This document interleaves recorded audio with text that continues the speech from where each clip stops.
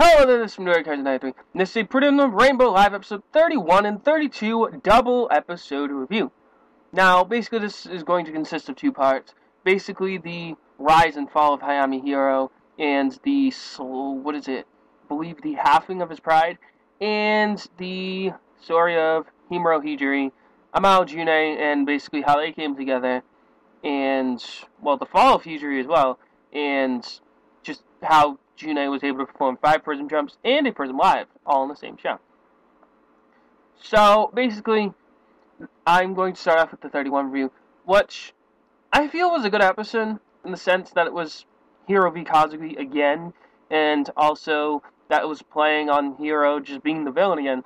But it sort of felt weird how it all rounded out, but just the consistency of the episode starts off with Naru and everyone coming back from Hokkaido, and sort of there was a joking moment there. Ku said, oh yeah, Belle got 10 times the sales, but unfortunately, due to her shortcomings as trying to manage the budget, Naru is still the manager. Yay! And then what happens is then Naru and the rest of them go on a trip around Tokyo and go to Kazuki, but what happens is once Kazuki receives his gifts, he's like, cool. What happens is Kazuki's friends come over and say, oh, you need to come with us quickly. And basically at the beginning of the episode, which I really didn't mention, was that a group of Edo Rose boys went to the, the underpass that Kazuki and the rest danced. And what happens is they try and kick some little kids out. Now, of course, Kazuki's friends aren't happy about this. They call Kazuki. Kazuki comes over, says, oh yeah, this place is for everyone. You can't just run up in here and try and take it from a place that no one really owns. But the Edo Rose boys start saying, oh yeah, we're not going to get caught up in your, we don't need amateurs like you around here. We don't want to get caught up in your suckitude. And, of course, Kazuki's friends are sort of irritated by this and try and rush after them. Of course, Kazuki tries to block into it, but is sort of, I guess, scraped in a way. And Hijiri catches wind. So he calls Kazuki up, basically, oh yeah, are you injured or anything? Kazuki's like, nah, it's just scratch from, trying to hold my friends back. And then Hiro comes in and says, I'm sorry for any trouble this may have caused. And Hijiri says, try to solve this without any, any further consequences. Now, when they're outside, Hiro and Kazuki, Hiro talks to Kazuki and says, oh yeah, let's go where we left off. And basically says, let's start the Prism Show battle all over again. We'll just start it again, where we left off. So, what happens is then Koji makes a song for Kazuki called Freedom. Hiro then has sort of a recollection of what happened when he was a kid, when he was trying to watch the Prism King tournament, the end of the Prism King tournament. He had a neglectful mother, basically didn't really care about him, and when someone was going to come over, she sent him away. So what he would do in his spare time is he would dance in front of, I believe, a fountain, and just start dancing. So what happens is Norizuki Ko, the leader, or the creator of Edo Rose, basically sees him. He asks if, oh yeah, we'll take care of Hiro. And the mother is obviously says, oh yeah, take him. It's the load off. I'm a single mother, And basically what happens is then Hiro rises in the ranks of Edo Rose, becomes number 1, becomes friends with, why am I forgetting this? Oh, Koji. There we go. I'm sorry about that. But Koji. And basically they become friends, and we all know the story where Hiro stole his song and basically made his debut with it. So what happens is then the battle is about to begin, and Kazuki's like, oh yeah, let's do this. And Koji gives Kazuki the song named Freedom, and Kazuki performs to it. Now this song sort of plays on Hiro's old memories, about him saying that how he wanted to be a hero, and he wanted to, sort of give the courage to everyone who sees his dance to do whatever they want. and Hiro's sort of shocked by this. And with the final jump that Kazuki performs, which is the Burning Sword Breaker, cuts Hiro's pride in half and basically just really doesn't allow Hiro to dance. And he's like, I lost, and that's about it. And really, that is the end of the episode. So that episode was, well, I guess it was good. There was flashback story, which I really like. The Prism dance was there too. It was burning hot and amazing. But for the sheer fact that, I don't know, it just felt weird in a way. But now moving on to the 32nd episode, which, well, just the ending of the episode sort of set the tone for the whole thing. But we will move on with it regardless. So the episode starts off with, I believe, I'm trying to think right now, because I remember watching it, but for some reason I sort of thought of this, like, hey, double episode review.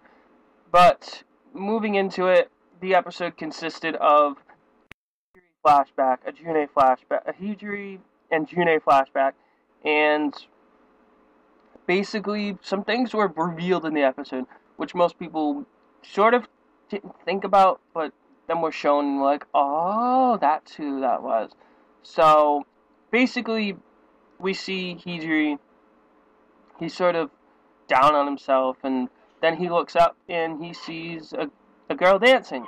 He thinks it's his mother, which has blonde hair and sort of looks like the pure premium, pure premium outfit going on. And basically what happens is it's not his mother, it's actually this young girl. Now this young girl comes up to Hijiri and is like, they get along, and then what happens is when Hijiri is, like, once he thinks he can do 4 jumps, he's about to show this girl June. Now, of course, he performs his 1, 2, and 3, which were Lightning Splash, Shining Spiral, and Starlight Express. Now, as he's about to perform his 4th jump, June is sort of weary of it and says, don't do it. But what happens before then is his right foot, I believe, gets caught in the ice, and he falls down. They don't show him falling down, but then we hear the sound of an ambulance, and then we see in the next scene, his competitor Ray is asked questions about, what do you think of his injury? And Ray then says, if I can't win against Hijiri, then there's no meaning in becoming the Prism King, and walks off with what's next to him, which looks to be a smaller Momo. And the voice sort of sounds like Ku, so Ray equals Ku, question mark? But after that, we see Norizuki Jin, who's the current leader of Edo Rose, become the Prism King. And sort of after that, we see the aftermath. June then wants to perform Prism jumps for Hijiri's sake, and then she wins the Prism Queen Cup at 13. I don't know how old Hiro was when she won the Prism Queen Cup. I don't know if she was either 13 or 14, but June won it at 13, and in the exact same outfit that I did. So maybe that outfit is sort of lucky in a way, but regardless of that, we then see that they open up Deer Crown. Koji's mother is there, and basically Hijiri says, take care of June for me. And June's like, why? And he's like, I'm going to handle the Prism Show Association and sort of handle the background type of stuff to push you up in the world.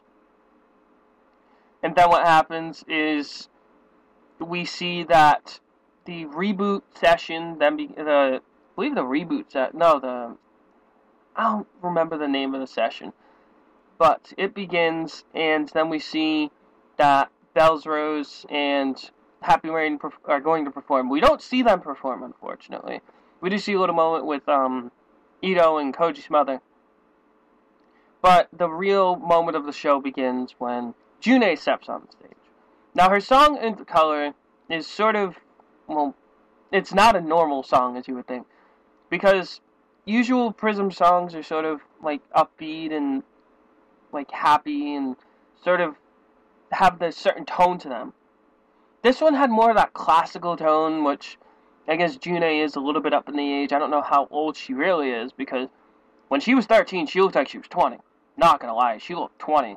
So what happens with that is her dance was sort of classical, her song was sort of classical, but then she pulls out the Prism Live, and then it just starts going into this orchestra. She can summon a whole orchestra with her Prism Live, and then goes on to perform 4 jumps. Star Splash, can't really remember the second jump for the life of me. I don't know why. But she then performs the 3rd jump, which is the ultimate Prism jump ever. There's no questions for it. It's the ultimate Prism jump ever, which is Aurora Rising. And then she performs Infinity Hug Eternal after it. And then she performs her 5th jump, which I don't even understand the consistency of it. She grows wings, then, what is it? Then a baby just comes down from the sky. She reaches for it, grabs it, and then says the Symphony of Love, La de l'Orange. And that's basically the end of her show. And the end of the episode, because then the only words said after that are Hijiri saying that June is beautiful,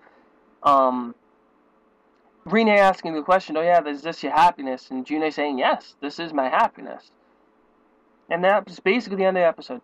So, that episode 32 was absolutely amazing. I liked the flashback. There was not really an explosive Prism show at the end, but sort of a shocking Prism show at the end. And something that really set the tone for the Prism, Pretty Rhythm world and just forever, really. It was sort of that historical moment where, when I was watching, I was like, really? You're going to go for Aurora on 3, Infinity on 4, and then just 5? Really? But it was an absolutely amazing episode, and, well, it's going to be one that I'm going to look back on, sort of like 37 from Aurora Dream, and I believe it was maybe 47 or 50 from DMR Future.